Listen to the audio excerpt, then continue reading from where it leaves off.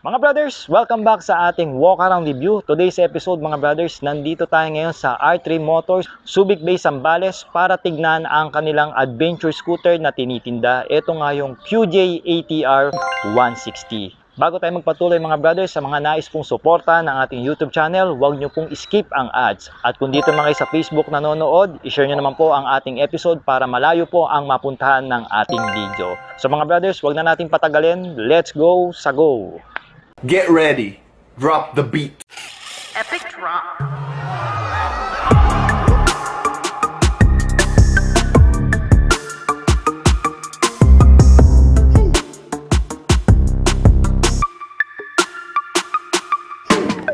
Sa mundo ng adventure scooter mga brothers, mga hinahanap na talaga ng mga customer ngayon, dapat fully loaded pagdating sa features. Ito kayang QJ Motor ATR 160, meron kaya siya mga brad? Let's find out. Tignan muna natin dito sa harapan. Well, dito meron tayong makikita na adjustable windscreen, no? Clear po yan mga brothers. And pagdating dito sa kanyang facing, no, yung mukha niya, ang angas, masungit. May built-in windlet pa siya rito na akala mo sa mga sports bike mo lang makikita. External ang ating turn lights dito pagdating sa harapan at may pagka-flexible. Kung tinitignan ko, hindi naman ganun kasagwa yung pagkakaasinta at position dito na ginawa ng QJ, no? Pagdating sa headlight niya, nahahati siya sa dalawa o yung tinatawag nating split. Naka-projector lamp na rin ito mga brothers. So ito mabisa, lalo na sa night riding, no?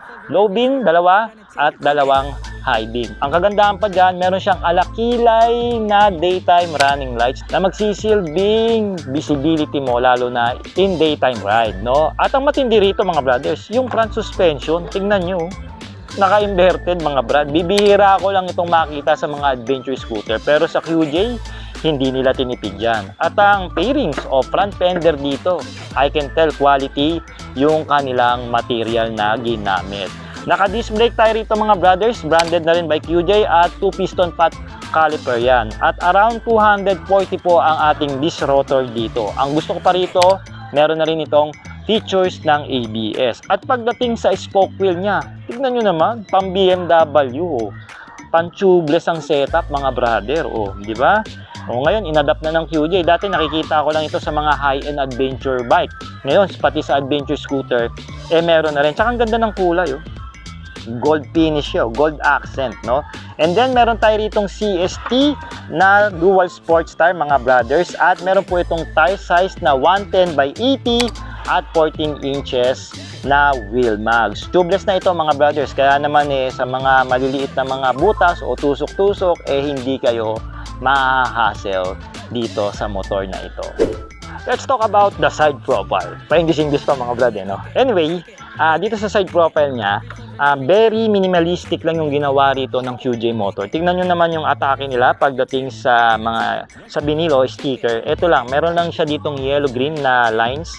And bumagay naman ito sa pagkakakulay nitong motor na ito. Silver po ito na matte finish, no? May badge tayo dito ng ATR 160 and then yung logo o yung emblem ng QJ nandito po yan sa gilid. Ang laki nito, no? Pero okay naman, hindi naman siya masagwa. Then meron tayo ditong badge ng FI idling stop. So meron po siyang features ng idling stop system, no? Ang mattings natin dito standard naman, rubber po yan mga brothers.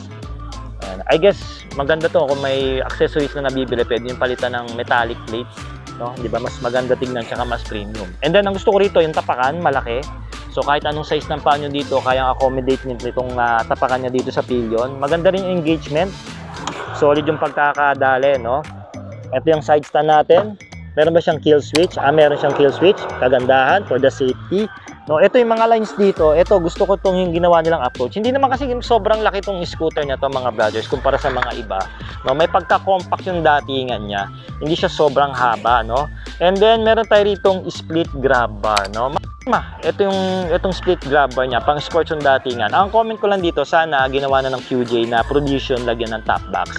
Para yung mga kukuha, syempre kasi adventure scooter to, ito yung mga rider na kukuha nito, maglalagay ng mga aluminum top box o kahit anong top box pa dyan. Sana may provision na para hindi na sila magpapagawa. Pero anyway, ganun pa man, napakaangas na scooter. Dito sa kabilang side profile niya, mataas yung pagkakaasinta ng muffler niya. Upright talaga siya. So sa mga baha o sa mga mabababang ilog, ilulusom nyo to, lalaban tong scooter. Hindi ito basta-basta titirik mga brothers. Same din lang naman yung approach dito sa kabila, wala naman din na bago. Okay, dito sa likod, tingnan natin kung ano makikita natin dito. So meron tayo rito parang ala A-shape na taillight. Ayan, LED po yan mga brothers. At solid yung lente niya. Alam nyo, hindi ko pala nabanggit na provision siya lagyan ng camera. Siguro pagtagal mga brothers, pwede na natin mabili ang camera as accessories ng mga motor natin. Ayan, so may abang na siya, pwede nyo na siyang lagyan, no? Ang gusto ko pa rito, may sariling ilaw yung plaka. So kitang-kita siya. At yung temporary plate ng QJ, solid yung pagkakagawa. Meron tayong reflector. Parehas po naka-external antern lights nitong ATR 160. Dito rin nakalabas. LED na rin yan. Napiplex. Yan, flexible at meron siyang 3 LED. So malakas-lakas po ang bato nito. Ang ating rear fender dito, okay naman. Maganda yung pagkakatabas. Sporty look. Stable naman ang pagkakayari. At ang gusto ko dito mga brothers, naka-dual shock siya, na adjustable, tapos naka-subtank pa. O, di ba? Hindi tinipid talaga ng QJ. Ito nga yung muffler. Sabi ko kanina na sobrang upright ang pagkakaasinta. And then, ang ating preno dito sa likod is single pot piston caliper po ito na disc brake. Sabi ko nga, meron din itong ABS at meron naman itong tire size na 130 by 70 at 13 inches wheel mags. Tubeless na ito mga brothers na naka-spoke wheel yung setup. Ang gustong-gusto ko talaga yung rim nito. Ang angas ng pagkakagawa dito ng QJ motor. At saka yung gulong, may pagka-soft compound na rin. Sa bagay, CST, no doubt. Okay, tingnan natin dito kung ano ang makikita sa manibela mga brothers. Alam nyo, isa sa mga nagugustuhan ko dito sa QJ Motors, yung approach nila pagdating sa switches sa handlebar. Tingnan nyo naman mga brad, ang premium, no? Quality. Dito sa kanan mga brothers, meron tayo ditong hazard switch. Ayan, electronic starting natin mga brothers. And then yung ating stop-start system. Alright, ang handle grips natin, for the reference, large po ang kamay ko, pero kita nyo naman sobra. So kung mas malapad pa yung kamay nyo dyan, kayang-kaya pa rin accommodate itong handle grip nya. And then meron tayo ditong solid na grab bar. Tapos isa pa sa mga trademark ng QJ yung adjustable na brake levers. Hanggang 4 level po ang adjustment nito. Depende po yan sa abot ng inyong mga daliri o kamay. And then pagdating dito sa kaliwa, nandito yung horn natin, left and right, and then high beam and low beam, and then select ng ating meter panel. Dito nyo po siya mababago. So kahit na tumatakbo kayo, pwede nyo po siyang baguhin. So hindi kayo basta-basta mahahassle. Same approach din yung handle grip dito, and also yung adjustable brake lever natin. So nandito na rin yung lagayan ng ating brake fluid, di ba? Parehas na parehas. And then may engraved tayo rito ng QJ motor, no? Napaka-premium nito mga brothers on the wheels, no? So pagdating naman dito sa kanyang meter panel, nasa around 4 inches po ang TFT display nito. Sad to say mga brothers, hindi po ito naka-activate, pero hindi po sila naglalayo ng meter panel ng Fortress 160. So yun din po yung makikita nyo dyan. Okay? And then meron tayo ditong smart key system. Ayan. So naka wireless na lang, wala kayong kahasel-hasel. Then meron tayo ditong lug compartment. Nandito yung charging ng USB nyo. Push to open lang ito mga brada. Dalawang klase yung charging nila, isang USB and then isang Type-C.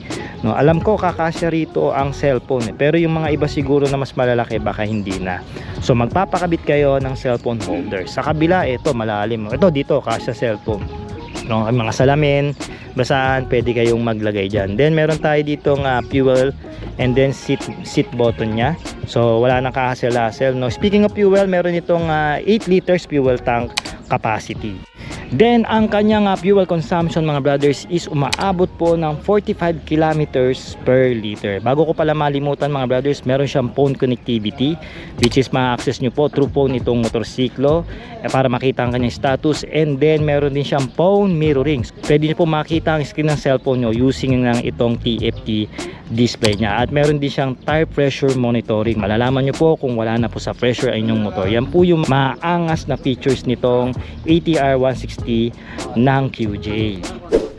Okay mga brothers, pag-usapan natin kung anong meron sa makina nitong QJ Motor ATR160. So una sa lahat, may features po ito na hybrid assist. Parang po yung sa Paseo 125 at dun sa FKM Venture 150 Ultimate. So ang purpose po nitong hybrid, assist lang po siya, no? So sa arangkada na 0 to 3 seconds, nag-a-assist, nag-a-activate po itong hybrid na tumutulong sa arangkada at syempre para ka na rin makatipid sa gasolina. So mga brothers, meron itong 155.6cc single cylinder, single overhead cam na 4 yung kanyang valves. So mga brothers, naka-liquid cooled na nga ito dahil mataas po ang compression ratio ng motorsiklo. Hindi na ito naibanggit dito sa website ng Bristol, pero sigurado papalo ito ng around 11 ang kanyang compression ratio. So mga brothers, kaya nga palang sumibat nitong scooter na ito ng 15 Nm of torque at 6,000 RPM, habang kaya niya naman dumulo ng 16.1 horsepower at 8,500 RPM. So wala na siyang kickstart mga brothers, no? Electronic starting na lang po. Bago ko pa pala malimutan mga brothers, naka fuel injected na rin ito, kaya naman siguradong, sabi ko nga, matipid dito sa gasolina at the same time may extra power ito pagdating sa makina. Alright mga brothers, bike fitting para dito sa QJ Motor ATR160. For the reference mga brothers, kung nanonood po kayo, alam nyo na ang aking taas. Meron lang po akong taas na 5'4" in height. And then nakaboots tayo na stitch sole, no? And then pagdating naman sa reach, meron lang tayong reach sa braso na 20 inches. At may bigat na po tayo na 54 kg. So ganito po ang itsura mga brothers. Yung mga katulad natin dyan na kinapuspalad pagdating sa height, no? Okay naman. Nakapansin nyo naman na may tingkayad tayo, pero konting-konti lang. Alam nyo kung bakit mga brothers? Dahil ang seat height niya is 770 mm lang po. So mga 5 cut kayo pataas, siguradong hindi po kayo mahihirapang i-manage itong adventure scooter ng QJ. Okay, and then isa pa, yung kanyang ground clearance, kahit mababa yung seat height niya, mataas naman yung kanyang ground clearance na maabot ng 165 mm.